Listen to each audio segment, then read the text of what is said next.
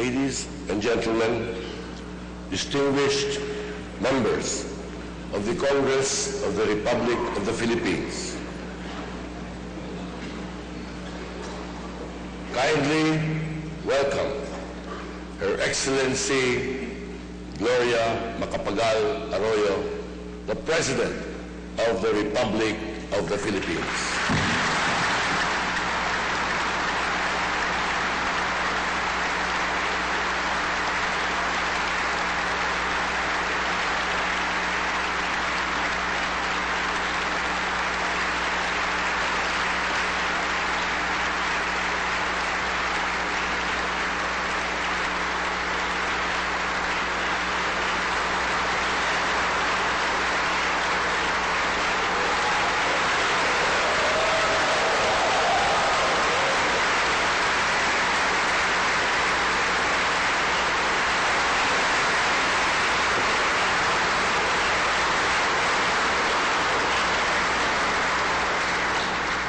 Thank you.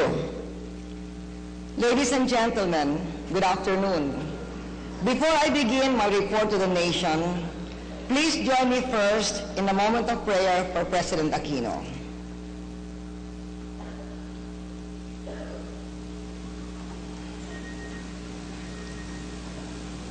Senate President Enrile, Speaker Nograles, Senators, Representatives, Vice President De Castro, former President Ramos, Chief Justice Puno, ambassadors, friends. The past 12 months have been a year for the history books. Financial meltdown in the West spread throughout the world. Tens of millions lost their jobs. Billions across the globe have been hurt. The poor always harder than the rich. No one was spared. It has affected us already.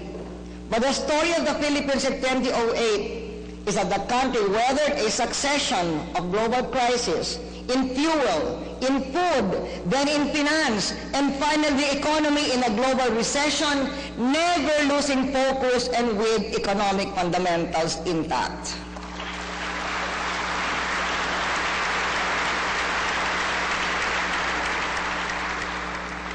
A few days ago, Moody's upgraded our credit rating, citing the resilience of our economy. The state of our nation is a strong economy.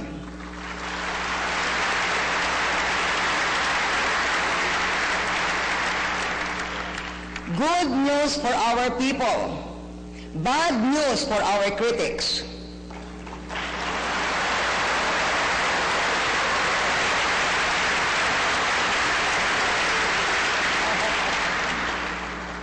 I did not become president to be popular.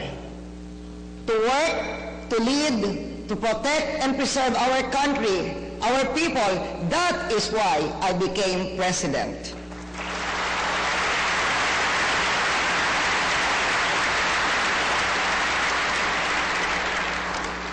When my father left the presidency, we were second to Japan.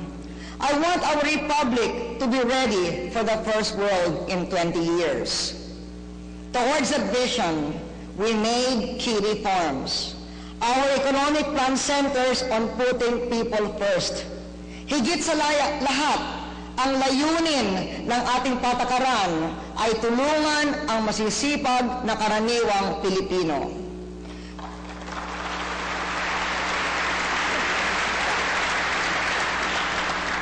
New tax revenues were put in place to help pay for better health care, more roads, a strong education system. Housing policies were designed to lift up our poorest citizens so they can live and raise a family with dignity. Ang ating mga puhunan sa agrikultura ay naglalayong kilalanin ang ating mga magsasaka bilang backbone ng ating bansa.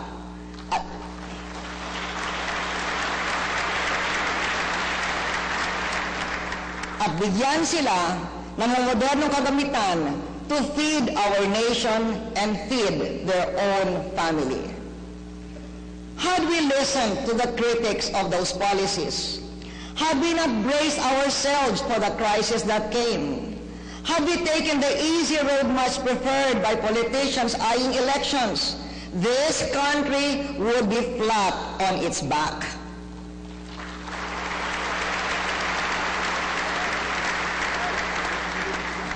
It would take twice the effort just to get it back again on its feet to where we are now, because we took the responsibility and paid the political price of doing the right thing.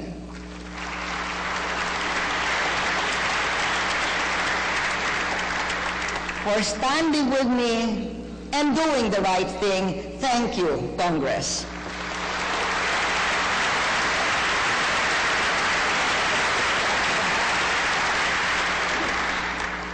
The strong, bitter, and unpopular revenue measures of the past few years have spared our country the worst of the global financial shocks.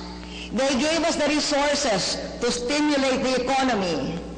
Nabigyan nila ang pinakamalaking pagtaas ng IRA ng mga LGU na 14 billion pesos itong taon.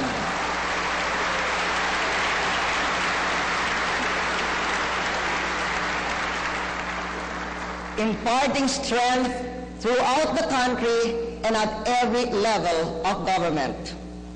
Compared to the past, we have built more and better infrastructure, including those started by others but left unfinished. The Subic-Clark-Tarlac Expressway is a prime example of building better roads.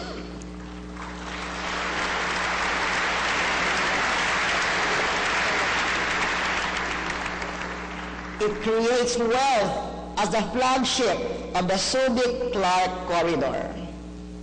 We have built airports of international standard, upgraded domestic airports, built seaports, and the roll-on, roll-off system. I ask Congress for a Philippine transport security law.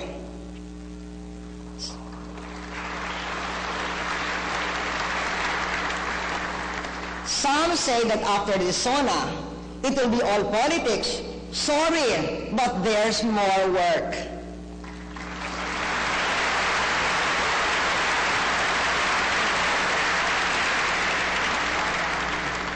Sa telecommunications naman, inatasan ko ang Telecommunications Commission na kumilos na tungkol sa mga sumbong na drop calls at mga nawawalang load sa cellphone.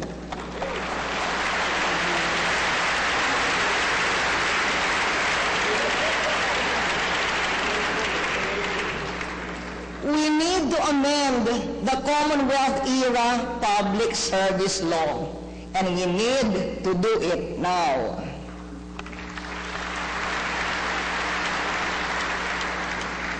Kung noong nakaraan, lumakas ang electronics, today we are creating wealth by developing the BPO and tourism sectors as additional engines of growth. Electronics and other manufactured exports rise and fall in accordance with the state of the world economy. But BPO remains resilient. With earnings of $6 billion and employment of 600,000, the BPO phenomenon speaks eloquently of our competitiveness and productivity.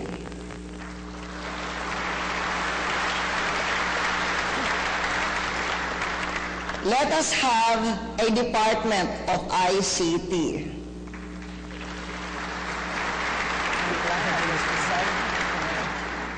In the last 4 years, tourism almost doubled. It is now a $5 billion industry.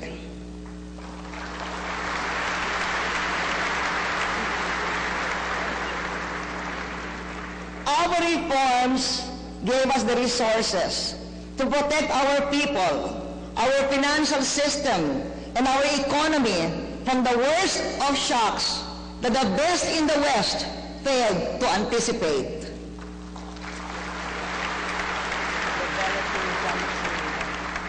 They gave us the resources to extend welfare support and enhance spending power. for helping me raise government salaries through Joint Resolution Number 4. Thank you, Congress.